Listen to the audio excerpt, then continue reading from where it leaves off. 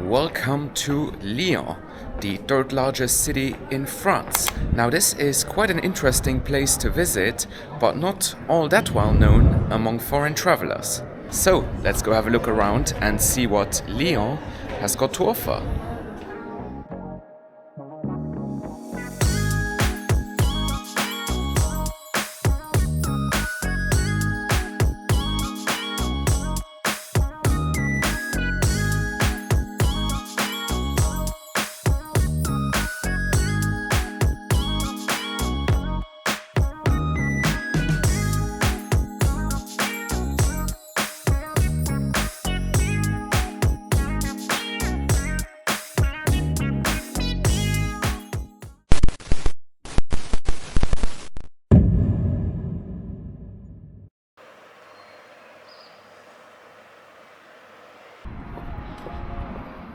The city of Lyon is located on the confluence of two major rivers, the Rhône and the Saône. This strategic location led to the establishment of the Roman settlement of Lugdunum in 43 BC, which is the precursor to the modern city of Lyon. The area was part of the Roman Empire until 411 AD, when it was incorporated into the Kingdom of Burgundy. It was then part of various other kingdoms before joining medieval France in the 14th century. Lyon became a major trading center with strong ties to Italy, especially during the Renaissance. In the 19th century, the region developed into a major industrial hotspot, which it has remained ever since, even though the economy has become more service-driven in recent decades.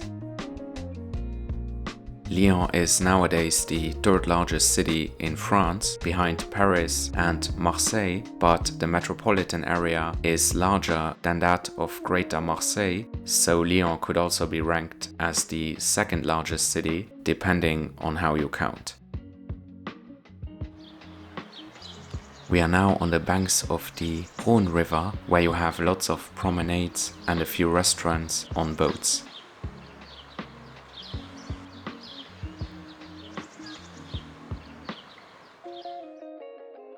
Crossing one of the many bridges, we are now reaching the geographical center.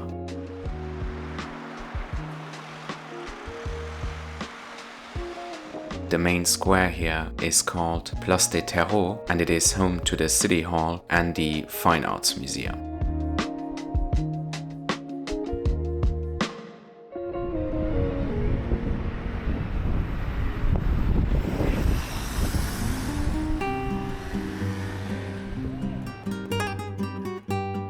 We are now crossing another bridge, this time over the Saône River, and on the other side we'll get to Lyon's Old Town. This is the Renaissance district, and it became the first protected neighborhood in all of France in 1964. It was also declared a UNESCO World Heritage Site in 1998.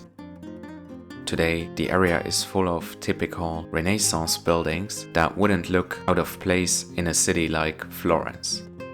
Apart from striking architecture, you'll find lots of small shops, cafes, restaurants, and nightlife here. The Old Town is also home to Lyon Cathedral, which was completed in the 15th century.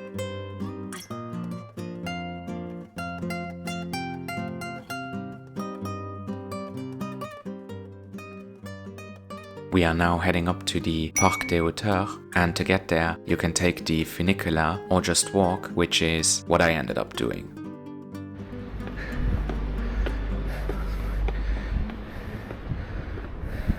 So I just took this very long staircase here, and now I gotta walk into that direction and then take some more steps. That was quite a steep walk, but we are only halfway there. You can see the basilica up there. That is where I'm heading. So I don't know how long the funicular takes to get up there. Walking, I would say about 20 minutes, but it is quite steep.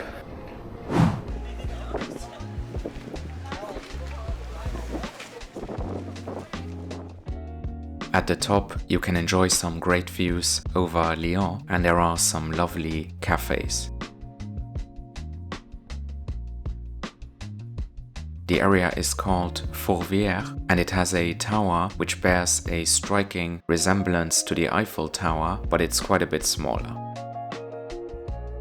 Just like the more famous Parisian tower, it was built for a World Expo that was held in 1894. It is 100 meters high and today works solely as a television tower. As such, there is no observation deck. There is also a rather impressive Roman amphitheater here, as this was one of the parts of the ancient settlement.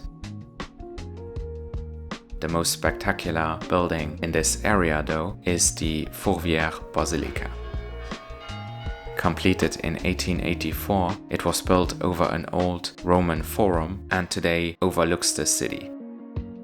The architectural style is a blend of Byzantine and Romanesque elements, and the interior is stunning.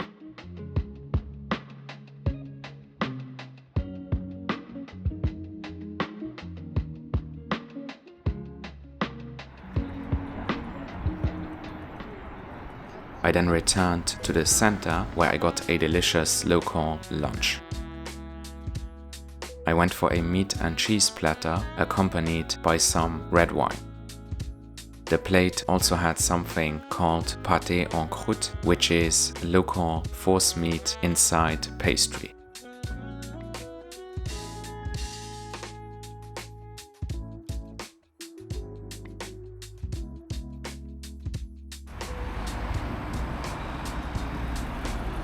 To end our first day here in Lyon, let's do a quick accommodation tour. I stayed at the Ibis Hotel, located in the Parc neighborhood, which is the financial district. And yeah, I've stayed in quite a few Ibis hotels before, and they are generally clean, comfortable, and good value, and this one was no exception, albeit a bit old.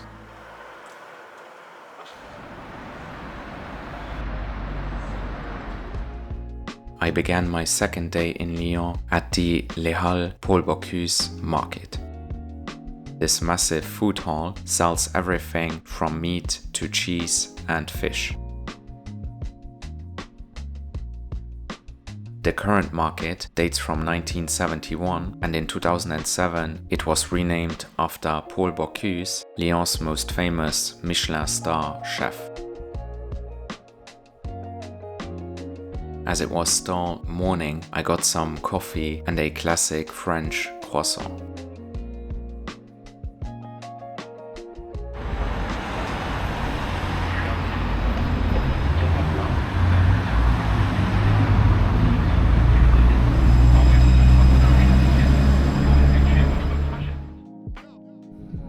To get to the next location, I took a tram. Lyon has an excellent public transit network with trams, 4 metro lines and buses. So getting around is a piece of cake.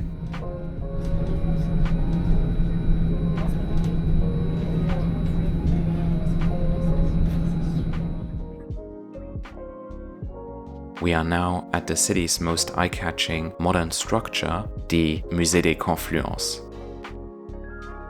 As the name suggests, it is located on the confluence of the Rhône and Saône rivers, and the area has some lovely parks. Open since 2014, the building was designed by Austrian architect Wolf-Dieter Prix, and the architecture is, well, futuristic. The technical term is deconstructivism. I personally like it, but it certainly isn't everyone's cup of tea.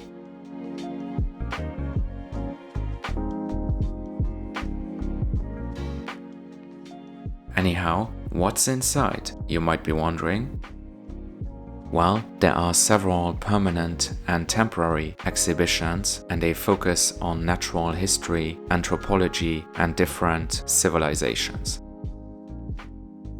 You can learn quite a lot here, and overall, I really enjoyed most of the exhibits. There was also a temporary exhibition about the act of dreaming and one on how to survive in challenging climates.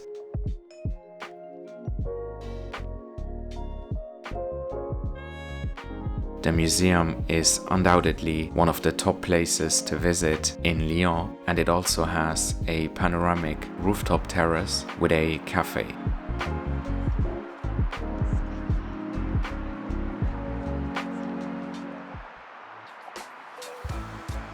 Later that evening, I returned to the old town for a typical Lyonnais dinner.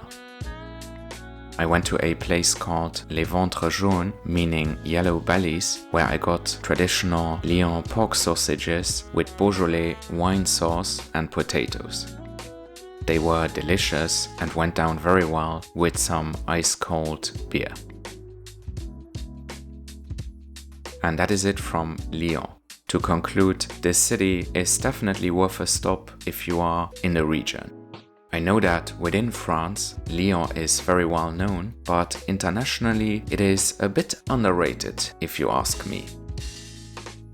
Anyhow, I am not gonna compare Lyon to Paris, but I do want to say that it is much less crowded and much more affordable than the capital.